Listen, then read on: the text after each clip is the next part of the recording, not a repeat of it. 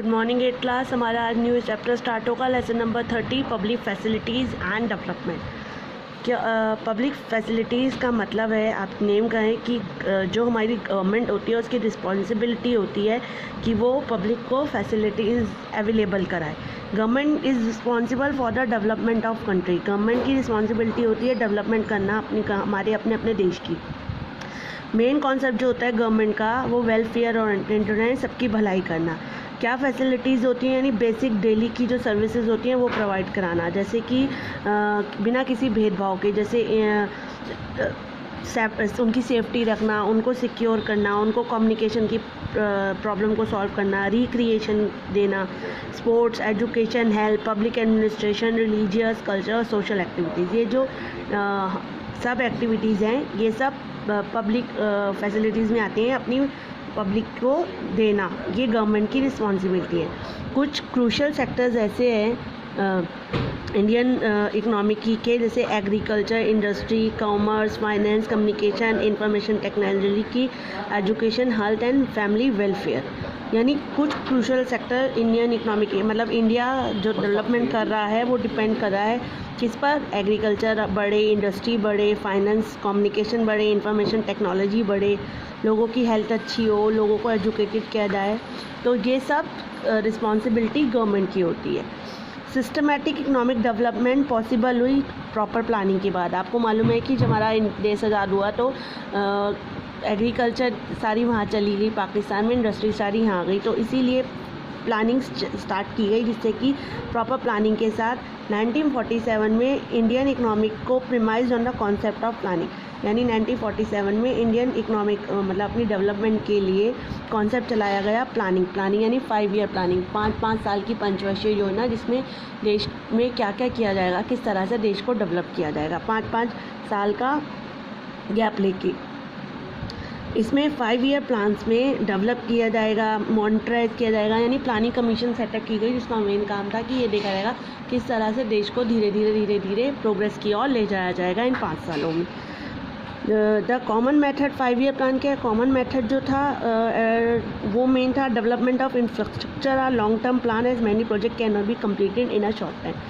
Common method ये था कि जो अडॉप्ट किए जाएंगे, यानी डेवलप की जाएगी अपनी देश को धीरे धीरे। बहुत सारे प्रोजेक्ट जो है जो कंप्लीट नहीं हुए शॉर्ट टाइम में, उनको आगे तक ले जाया जाएगा, यानी धीरे धीरे उन पर काम किया जाएगा। दिस लॉन्ग टर्म प्लान जो पॉपुलरली कॉल्ड है, इनको 5 ईयर प्लान्स कहा गया। ये इन्होंने हेल्प किया बिल्डिंग इंफ्रास्ट्रक्चर और effective development in different field of national. In 5 year plan यानी पंचवर्षीय योजना ने गवर्नमेंट की हेल्प करी, यानी देश को तरक्की करने में, डिफरेंट फील्ड में तरक्की करने में गवर्नमेंट की बहुत मदद करी। जैसे जवाहरलाल नेहरू जो हमारे फर्स्ट इंडियन प्राइम मिनिस्टर थे, उन्होंने सबसे पहले प्रेजेंट किया 5 ईयर प्लान पार्लियामेंट में इंडिया को December 8, 1951 में। टिल नाउ आज पाकिस्तान प्लानिंग कमीशन जो है वो डेवलप है 12 5 ईयर प्लान और 6 एनुअल प्लान्स। यानी इन प्लान्स ने हमारे देश को प्रोग्रेस करने में बहुत मदद की। और पहला प्लान पंडित जवाहरलाल नेहरू के द्वारा 8 दिसंबर 1959 को जारी किया गया था। अब आता है 12th ईयर प्लान क्या होता है। 2012 और 2017 तक का 5 ईयर प्लान पंचवर्षीय योजना। Main theme of 12th plan, यानी ये समय 12वां प्लान चल रहा है, इसका काम है फास्टर, तेज़ी से और सस्टेनेबल तरीके से अपनी देश की चीज़ों को, अपने देश की प्रोग्रेस की में ग्रोथ को करना। अदर ऑब्जेक्टिव जो हैं 12th ईयर प्लान के वो क्या हैं? सबसे पहले ऑल विलेजर्स लोगों को प्रोवाइड कराया जाए इलेक्ट्रिसिटी। इसके अलावा टू डिक्रीज़ की जाए, कम से कम की जाए चिल्ड्रन एज ऑफ, मतलब जो मेल न्यूट्रिशन है, यानी बहुत सारे लोगों को बच्चों को खाना नहीं मिलता, उसमें कमी करना कि ऐसा कैसा हो सकता है कि उनको वो खाने की वजह से, उनमें न्यूट्रिशन ना होने की वजह से बीमार पड़ रहे हैं। दूसरी हायर एजुकेशन को एनहेंस करना, यानी एजुकेटेड करना और उसके बाद हायर एजुकेशन का लेवल अप ले जाना। इसके अलावा जो हमारी सोसाइटी में वो चला आ रहा है जो जेंडर, मेल और फीमेल और सोशल गैप्स, उसको मिटाना।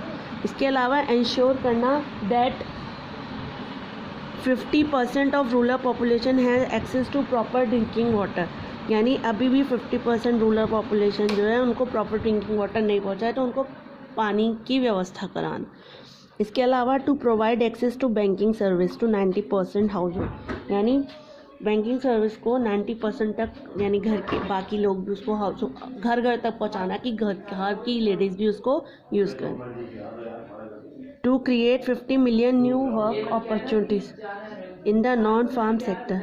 टू क्रिएट 50 मिलियंस, यानी 50 मिलियन से ज़्यादा नई अपॉर्चुनिटी, नई जॉब्स लाना, यानी नॉन फार्म एग्रीकल्चर नहीं, उसके अलावा नई इंडस्ट्री, नए लोगों को जॉब प्रोवाइड कराना। इसके अलावा टू इंक्रीज़ करना ग्रीन कवर, यानी ग्रीन रेवोल्यूशन का फ़ायदा उठाते हुए 1 मिलियन हेक्टर एवरी ईयर हमारी ग्रीन रेवोल्यूशन को बढ़ावा देना। ग्रीनरी चारों तरफ होनी चाहिए, ग्रीन कवर करनी चाहिए, एग्रीकल्चर को बढ़ावा देना।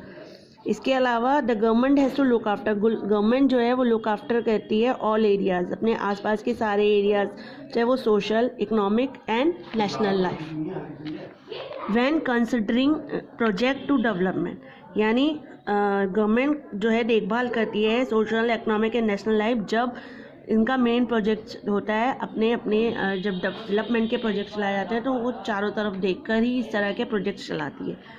स्पेशल अटेंशन वो देती है एग्रीकल्चर पर, एजुकेशन पर, इंडस्ट्रीज़ पर, एम्प्लॉयमेंट, लोगों को ज़्यादा से ज़्यादा रोज़गार मिले, हेल्थ पर ध्यान दो, साइंस पर और टेक्नोलॉजी पर। यानी जब ये 5 ईयर्स प्लान बनाए जाते हैं तो इन सब चीज़ों पर ध्यान दिया जाता है। एग्रीकल्चर जो है वो सपोर्ट करता है, यानी वो हमारी इंडियन इकोनॉमिक का बेस्ट पार्ट है। एग्रीकल्चर जो है क्या कहते हैं, एग्रीकल्चर प्रोडक्ट लाइक एग्रीकल्चर से क्या क्या प्रोड्यूस होता है, स्पाइसेस होते हैं, शुगर होती है, टी होते हैं, हमारे इंपॉर्टेंट आइटम्स हैं सबसे। हमारे स्पाइसेस, शुगर, टी और स्पाइसेस को तो बहुत फेमस है, बाहर भी भेजा जाता है। फर्स्ट 5 ईयर प्लान में सबसे पहले हाईएस्ट प्रायोरिटी थी एग्रीकल्चर सेक्टर को बढ़ावा दिया जाए। उसके बाद rural economic growth has to be enhance by sustainable agriculture growth and development of rural area by providing rural infrastructure and amenities.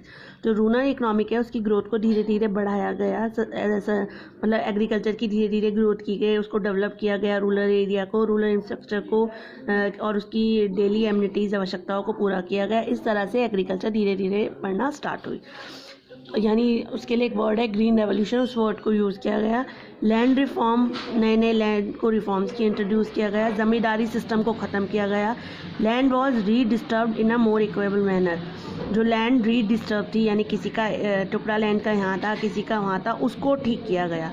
Balanced regional development can be achieve through agro dependent sector for all perishable product. Balanced reasonable development की गई, यानी agriculture से depend sector जो थे उनके साथ perishable products जो थे इन्वेस्टमेंट की गई, इंस्टीट्यूशनल डेवलपमेंट किए गए। मोर इम्पॉर्टेंट सब्सिडी और प्राइस सपोर्ट सिस्टम, उनको लोन दिया गया किसानों को।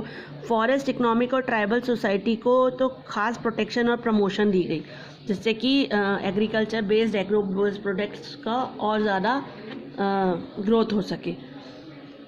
ग्रीन रेवोल्यूशन ने हेल्प करी बढ़ाने में एग्रीकल्चर प्रोडक्शन को। इन्होंने फार्मर्स ने इसको by introducing farmer to modern agriculture machine. Green revolution में फार्मर्स जो उन्होंने मॉडर्न एग्रीकल्चर मशीन्स का यूज़ किया, हाई यार्डिंग, अच्छे बीज का, फर्टिलाइज़र का, पेस्टिसाइड्स का, जिससे कि उनके खेतों में ज़्यादा से ज़्यादा और अच्छी फसल हो सके। ठीक है, चलिए आज के लिए इतना ही, अब हम पढ़ेंगे नेक्स्ट क्लास में। Okay, have a nice day बच्चा।